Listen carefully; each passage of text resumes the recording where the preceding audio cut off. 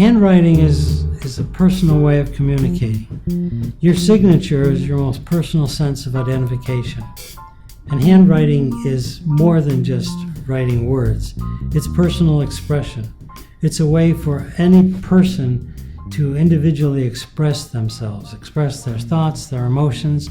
That's what John Hancock did when he signed his name so boldly so the King of England could know that it wasn't just John Hancock, President of the Continental Congress, but it was John Hancock, President of the Continental Congress, and this is what we believe, and we really mean this. He was the first American who expressed himself forcefully through his signature, and that's what your signature and your handwriting can do for you. So cherish it. It's very important. It's part of who you are. It's part of who other people will recognize as you, and it's the most personal form of self-expression.